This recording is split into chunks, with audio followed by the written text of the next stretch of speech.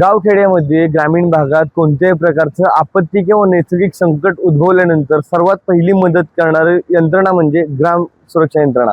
ही ग्राम सुरक्षा यंत्रणा गेल्या 21 दिवसापासून सातारा जिल्ह्यातली बंद असताना आपल्याला पाहायला मिळते।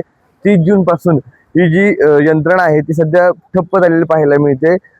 आर्थिक निधी अभावी जी यंत्रणा आहे ती आता या ठिकाणी बंद असल्याचं पाहायला मिळते। या यंत्रणेच्या माध्यमातून चोरी, दरोडे, आग, पूर, नैसर्गिक आपत्ती किंवा कोणत्याही आपत्कालीन घटना घडतात क्षणार्धातच हजारो नागरिकांना सूचना दिल्या जातात। तसेच प्रशासन आणि ग्रामस्थ यांच्यात त्वरित समन्वय साधला जातो। ही जी सेवा आहे ती बंद झालेली आहे।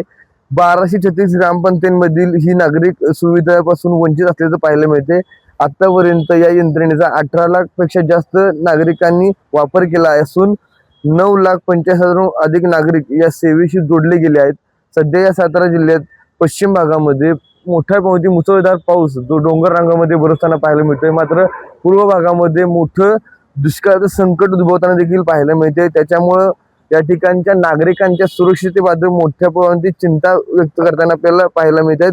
त्यामुळे ही सेवा तातडीने सुरू करण्यात यावी अशी या ठिकाणी मागणी मोठ्या प्रमाणावरती सातारा जिल्ह्याच्या नागरिकांच्या माध्यमातून होताना पाहायला मिळते। निधी उपलब्ध करून द्यावा अशी मागणी आहे जी सातारा जिल्हा परिषद अधीक्षकांकडे या ठिकाणी होताना पाहायला मिळते। मात्र महाराष्ट्र राज्याचे ग्रामविकास मंत्री सातारा जिल्ह्याचे आहेत जयकुमार गोरे यांनी याच्यामध्ये मोठ्या प्रमाणावरती गंभीरतेने लक्ष द्यावं आणि ही जी निधी आहे तो उपलब्ध करून द्यावा आणि नागरिकांसाठी ग्राम सुरक्षा यंत्रणा पुन्हा सुरू करून द्यावी अशी मागणी एकूणच संपूर्ण सातारा जिल्ह्याच्या नागरिकांकडून होताना आपल्याला पाहायला मिळते।